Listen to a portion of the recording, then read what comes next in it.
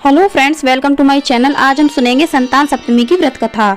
एक दिन महाराज युधिष्ठिर ने भगवान से कहा, हे प्रभु, कोई ऐसा उत्तम व्रत बतलाइए जिसके प्रभाव से मनुष्य सांसारिक दुख क्लेशों से दूर हो करके पुत्र एवं पुत्रों से संपन्न हो। यह सुनकर भगवान बोले, हे राजन, तुमने बड़ा ही उत्तम प्रश्न किया है। मैं तुमको एक पौराणिक इतिहास सुनाता हूँ, सो ध्यानपूर्वक सुनो। एक समय लोमेश ऋषि ब्रजराज की मथुरापुरी में वसुदेव देवकी के घर गए। ऋषि राज को आया जानकर दोनों ही बहुत प्रसन्न हुए तथा उनको उत्तम आसन पर बैठाकर उनकी अनेक प्रकार से वंदना व सत्कार किया। फिर मुनि के चरणोदक से अपने घर तथा शरीर को पवित्र किया। मुनि प्रसन्न होकर उनको कथा सुनाने लगे। कथा को कहते कहते लोमेश ऋषि ने कहा कि हे देवकी, दुष्ट दुराचारी पापी कंस ने तुम्हारे कई पुत्र मार डाले हैं, जिसके कारण तुम्हारा मन भी अत्यंत दुखी है। इसी प्रकार राजा नहुष की पत्नी चंद्रमुखी भी दुखी रहा करती थी, किंतु उसने संतान सप्तमी का व्रत विधिवत किया, जिसके प्रभाव से उसको संतान का सुख प्राप्त हुआ। यह सुनकर देवकी ने हाथ जोड़कर मुनि से कहा, हे ऋषिराज, कृपा करके रानी चंद्रमुखी का संपूर्ण वृत्तांत तथा इस व्रत का विधान विस्तार पूर्वक बतलाइए, जिससे मैं भी इस दुख से छुटकारा पाऊं।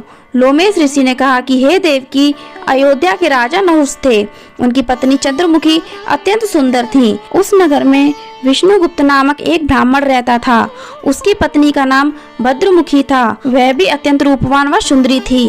रानी और ब्राह्मणी में अत्यंत प्रेम था। एक दिन वे दोनों सरयू नदी में स्नान करने के निमित्त गईं। वहां पर उन्होंने देखा कि बहुत सी स्त्रियां सरयू नदी में स्नान करके निर्मल वस्त्र पहनकर एक मंडप में श्री शंकर जी एवं माता पार्वती जी की मूर्ति स्थापित करके उनकी पूजा कर रही थीं। रानी और ब्राह्मणी ने यह देखकर उन स्त्रियों से पूछा कि बहनों, तुम सब यह किस देवता का और किस कारण से यह पूजन व्रत आदि कर रही हो?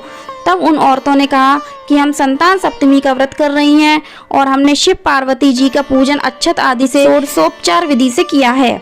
यह सब इसी पुनीत व्रत का विधान है। यह सुनकर रानी और ब्राह्मणी ने भी यह व्रत करने का मन ही मन संकल्प लिया और घर वापस लौट आई। ब्राह्मणी भद्रमुखी तो इस व्रत को नियम पूर्वक करती रही, किंतु रानी चंद्रमुखी राजमद के कारण इस व्रत को कभी करती, कभी ना करती, कभी भूल जाती। कुछ समय बाद दोनों मर गईं।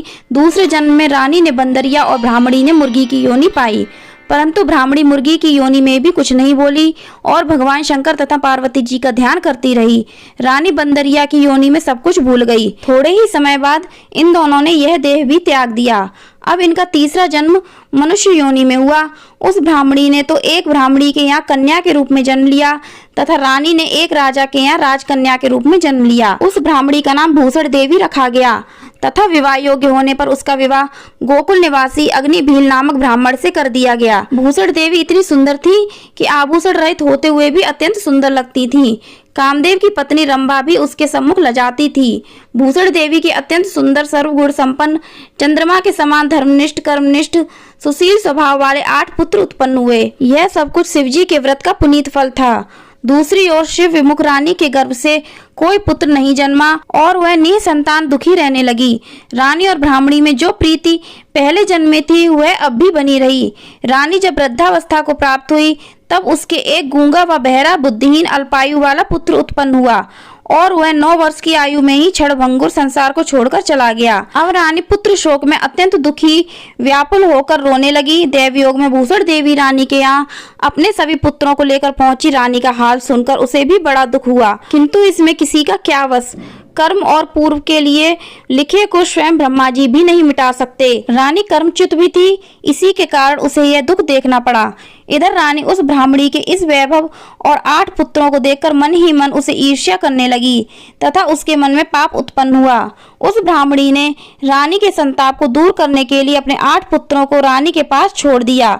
रानी ने पाप के वशीभूत होकर उन विप्र पुत्रों की हत्या करने के विचार से लड्डुओं में जहर मिलाया, उनको खिला दिया, परंतु भगवान शंकर की कृपा से एक भी बालक की मृत्यु न हुई। यह देखकर रानी बड़ी आश्चर्यचकित हो गई और रहस्य का पता लगाने की मन में ठान ली। भगवान की पूजा से निवृत्त हो जब भूषण देवी आई तो रानी ने उससे कहा कि मैंने तेरे पुत्रों को मारने के लिए इनको जहर मिले लड्डू खिलाए, किंतु इनमें से एक भी ना मरा।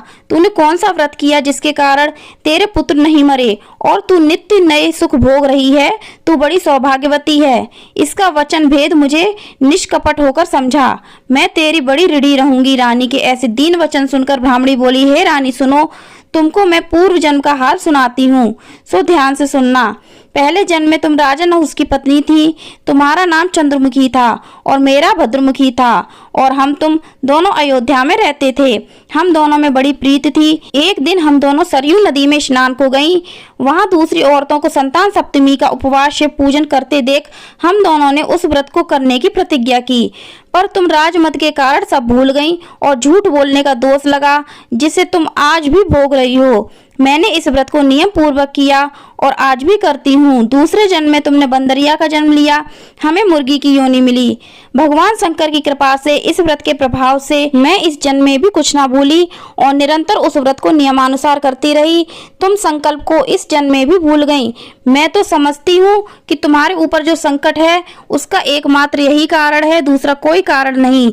इसीलिए मैं तो कहती हूँ कि तुम इस संतान सप्तमी के व्रत को करो, जिससे तुम्हारा यह दुख दूर हो। लोमेश ऋषि ने कहा, हे देव की भूषण देवी के मुख से अपने पूर्व जन्म की कथा को व व्रत आदि के संकल्प को सुनकर रानी को पुरानी बातें याद आ गईं। तब रानी भूषण देवी के चरणों में गिर क्षमा याचना करने लगी और शंकर पार्वती की अपार महिमा के गीत गाने लगी। उस दिन से रानी नियमानुसार संतान सप्तमी का व्रत करने लगी, जिसके प्रभाव से रानी को संतान सुख मिला तथा संपूर्ण सुख भोग रानी शिवलोक को गई। भगवान शिव के व्रत का ऐसा प्रभाव था कि पथ भ्रष्ट भी अपने पथ पर अग्रसर होता है और मोक्ष पाता है। लोमेश ऋषि ने कहा, हे देव की, इसीलिए तुम इस व्रत को करने का संकल्प मन में करो तो तुमको भी संतान सुख प्राप्त होगा। इतनी कथा सुनकर देवकी हाथ जोड़कर लोमेश ऋषि से पूछने लगी कि हे ऋषिराज, मैं इस व्रत को अवश्य करूंगी, किंतु आप इस कल्याणकारी संतान सुख देने वाले व्रत का विधान मुझे विधि पूर्वक समझाइए। यह सुनकर ऋषि बोले, हे देवकी, यह व्रत भादो मास की शुक्ल पक्ष की सप्तमी के दिन किया जाता है। उस दिन ब्रह्म मुहूर्त में उठकर किसी नदी अथवा कुआं के जल से स्नान करके निर्मल वस्त्र पहनने चाहिए। फिर शंकर जी व पार्वती जी की मूर्ति स्थापित करें। इन प्रतिमाओं के सम्मुख सोने चांदी के तारों अथवा रेशम को लेके गंडा बनावें। उस गंडे में 7 गांठें लगानी चाहिए। इस गंडे को धूप दीप अष्टगंध से पूजन कर अपने हाथ में बांधें और शंकर जी से अपनी कामना पूरी होने की शुद्ध भाव से प्रार्थना करें। बाद में 7 पुत्र बनाकर भोग लगावें। साथ ही पुआ एवं यथाशक्ति सोने या चांदी की अंगूठी बनाकर एक तांबे के पात्र में रखकर उसका षोडशोपचार विधि से पूजन कर किसी ब्राह्मण को दान दें। उसके बाद 7 पुआ स्वयं प्रसाद के रूप में ग्रहण करें। इस प्रकार इस व्रत का पारायण करना चाहिए। प्रति मास की शुक्ल पक्ष की सप्तमी के दिन हे देव की, इस व्रत को इस प्रकार नियम पूर्वक करने से समस्त पाप नष्ट हो जाते हैं और भाग्यशाली संतान की प्राप्ति होती है तथा अंत में शिवलोक की प्राप्ति होती है। हे देव की, मैंने तुमको संतान सप्तमी का व्रत संपूर्ण विधान पूर्वक वर्णित कर दिया, उसको अब तुम नियम पूर्वक करो, जिससे तुम्हें संतान की प्राप्ति होगी। इतनी कथा कहकर भगवान आनंद कंद श्री कृष्ण ने धर्मावतार युधिष्ठिर से कहा कि लोमेश ऋषि इस प्रकार से हमारी माता को शिक्षा देकर चल दिए। ऋषि के कथनानुसार हमारी माता देवकी ने इस व्रत को नियम पूर्वक किया, जिसके प्रभाव से हम उत्पन्न हुए। यह व्रत विशेष रूप से स्त्रियों के लिए तो कल्याणकारी है ही, लेकिन पुरुषों की भी संतान रूप से कल्याणदायक है। संतान का सुख देने वाला, पापों का नाश करने वाला यह सबसे उत्तम व्रत है। इसको हर प्राणी स्वयं भी करे, दूसरों से भी करावे। नियम पूर्वक जो इस व्रत को करता है और भगवान शंकर और माता पार्वती की सच्चे मन से आराधना करता है, वह निश्चय ही अच्छे पुण्य को प्राप्त करके अंत में शिवलोक को प्राप्त करता है। फ्रेंड्स, वीडियो कैसी लगी कमेंट करके जरूर बताना। पसंद आई हो तो लाइक करना, ज़्यादा से ज़्यादा शेयर करना, हमारे चैनल को सब्सक्राइब करना, बेल आइकन को प्रेस करना। कमेंट में ओम श्री गणेशाय नमः, ओम नमः शिवाय, हर हर महादेव, जय शिव शंभू अवश्य लिखना। धन्यवाद।